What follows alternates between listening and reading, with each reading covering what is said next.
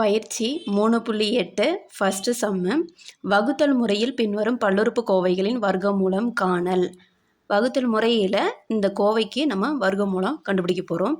First இந்த பல்லுறுப்புக்கோவை என்னதுன்னா x⁴ minus 12x³ plus 42x² minus 36x plus 9.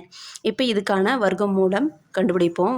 வர்க்கமூலத்துக்கான போடுவோம். ஃபஸ்ட்டு வந்து இந்த பல்லுறுப்புக்கோவை உள்ளே எழுதிக்கலாம். x⁴ minus 12x³ plus 42x² minus 36x plus 9.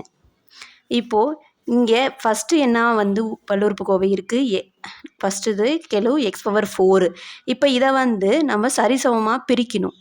அப்போ எப்படி பிரிக்கலாம்? x² பெருக்குனா அதே நம்பர் வந்துடும். ஈக்குவலாகவும் பிரித்தாச்சு. இப்போ இதை தான் நம்ம இங்கே x², இங்கேயும் x²ன்னு போட்டுக்கணும். இப்போ ரெண்டத்தையும் மல்டிபிள் பண்ணோன்னா x⁴. சைனை சேஞ்ச் பண்ணி ஃபஸ்ட் டேர்மை கேன்சல் பண்ணிடுறோம்.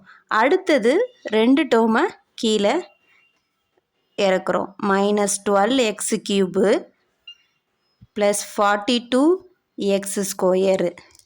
இப்போது இதை வந்து என்ன பண்ணணுன்னா இங்கே என்ன இருக்குது? நம்பரு x²ன்னு இருக்குது.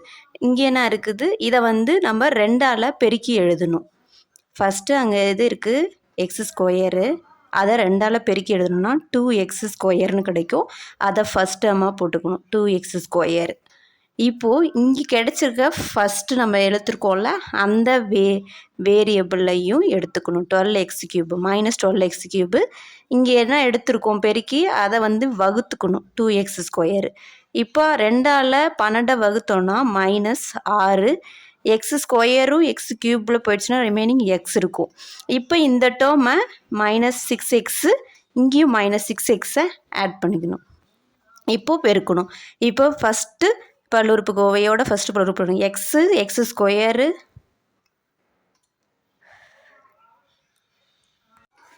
இங்கே வந்து ஃபஸ்ட்டு என்ன எடுத்துருக்கோம்? Minus 6x.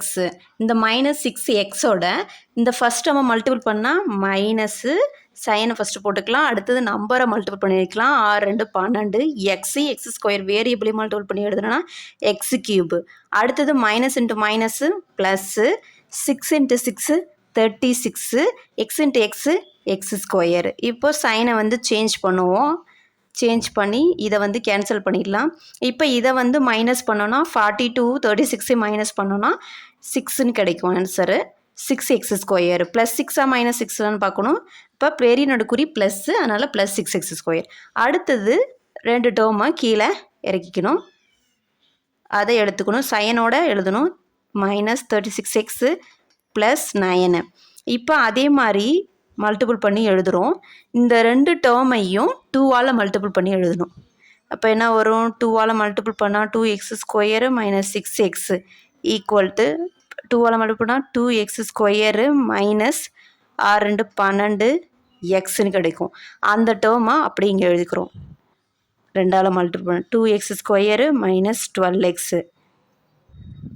இப்போது இந்த ஃபஸ்ட்டு டேர்மோட இந்த ஃபஸ்ட்டு டேர்மை வந்து டிவைட் பண்ணணும்.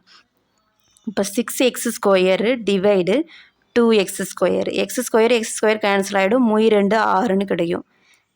அப்போ இது என்ன? Plus sign. அப்போ +3 இங்கேயும் ஆட் பண்ணிக்கணும், இங்கேயும் +3ன்னு ஆட் பண்ணிக்கணும். இப்போ இந்த 3ஆல் இதை எல்லாத்தையும் மல்டிபிள் பண்ணணும். அப்போ வேரியபிளோட மல்டிபிள் பண்ணுங்கள். ஃபஸ்ட்டு சைனை மல்டிபிள் பண்ணிக்கலாம். ப்ளஸ்ஸு தான், plus into plus plus.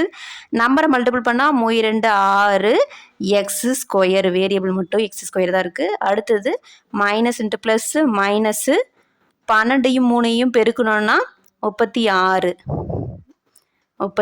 x. 3யும் 3 ப்ளஸ் சைன் தான், 3யும் 3யும் பெருக்கணுன்னா 9. இப்போ சைனை சேஞ்ச் பண்ணோன்னா எல்லா டேர்மும் கேன்சல் ஆகிடும். ஈக்குவல் டு 0ன்னு கிடச்சிரும். இப்போது இது வந்து மீதி 0 வந்துருச்சு. 0 வர வரைக்கும் நம்ம சால்வ் பண்ணோம். 0 வந்துருச்சு. இப்போது நம்ம அந்த பல்லுறுப்பு கோவையை வந்து ரூட்டால் எழுதிக்கிறோம். ஏன்னா அதோடைய வர்க்கமூலம் தானே என்னன்னு கண்டுபிடிச்சோம். அதனால் அதை எழுதிக்கிறோம். அந்த பல்லுறுப்பு கோவை என்னது? x⁴ minus 12x³ plus 42x² minus 36x plus 9.